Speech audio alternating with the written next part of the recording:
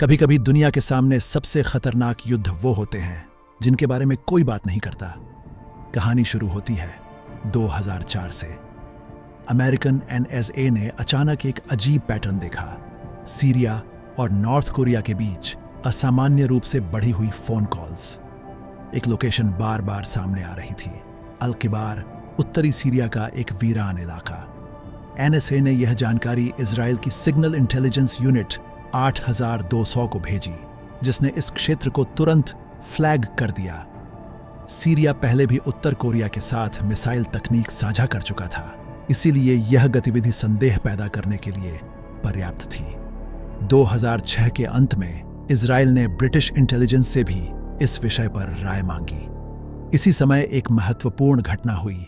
Syria के atomic energy commission के प्रमुख इब्राहिम ओथमान लंदन के केंसिंगटन इलाके में एक होटल में ठहरे।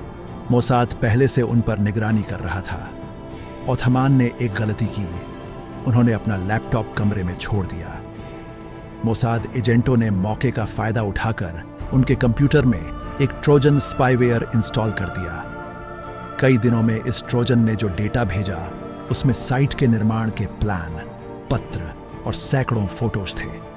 तस्वीरों में दिखाया गया ढांचा ऐसा बनाया जा रहा था कि वह ऊपर से देखने पर एक साधारण गोदाम जैसा लगे, लेकिन अंदर की तस्वीरों से स्पष्ट था कि यह संभवतः प्लूटोनियम उत्पादन के लिए एक नॉर्थ कोरियाई डिजाइन वाला रिएक्टर था। एक फोटो में उत्तर कोरिया के परमाणु कार्यक्रम से जुड़े वैज्ञानिक चॉन चिबू भी दिखाई दिए। इन सबूतों के बाद इजराइल ने मौके पर जाकर अंतिम पुष्टि करने का फैसला किया।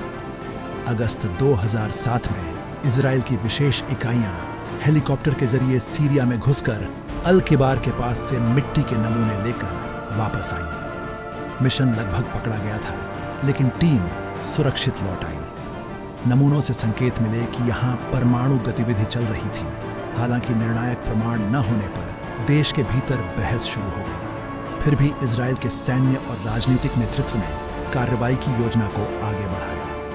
5 सितंबर 2007 की रात इजराइल के रमत डेविड एयरबेस से 10 F-15 राम और कुछ F-16 जेट्स ने उड़ान भरी। पहली नजर में यह एक अभ्यास जैसा लग रहा था। 3 विमान बीच में वापस लौट गए, जबकि बाकी जेट्स ने समुद्र की ओर उड़ने का दिखावा किया और फिर लो एल्टीट्यूड में सीरिया की ओर मुड़ गए। इजराइल ने पहले एक सीरियाई रडार स्टेशन को नष्ट किया, जिससे पूरा उत्तर सीरिया लगभग ब्लाइंड हो गया। कुछ ही मिनटों बाद इजरायली जेट्स अल किबार पहुंच गए। उनके ऑन बोर्ड सिस्टम में पहले से सटीक कोऑर्डिनेट्स फीड थे। विमानों ने प्रिसिजन गाइडेड बम गिराए, जिनसे पूरा परिसर ध्वस्त हो गया। इजराइल ने ऑपरेशन की एरियल फुटेज वॉशिंगटन को भेजी और टारगेट डिस्ट्रॉयड की पुष्टि की। हमले के तुरंत बाद प्रधानमंत्री एहुद ओलमर्ट ने तुर्की के प्रधानमंत्री रेसेप तय्यप एर्दोगान को फोन कर बताया कि इजराइल ने कोई नया युद्ध शुरू करने का इरादा नहीं रखा है और यदि सीरिया इस घटना को न बढ़ाए तो इजराइल भी इसे लो प्रोफाइल रखेगा। सीरिया ने भी इस घटना पर लगभग कोई आधिकारिक प्रतिक्रिया नहीं दी। अंतर्राष्ट्रीय विशेषज्ञों का मानना है कि यह वही रिएक्टर था जिसे बंद हो चुकी उत्तर कोरियाई साइट योनगब्योन के डिजाइन पर बनाया जा रहा था। अगर यह रिएक्टर सक्रिय हो जाता तो सीरिया प्लूटोनियम उत्पादन की क्षमता हासिल कर सकता था।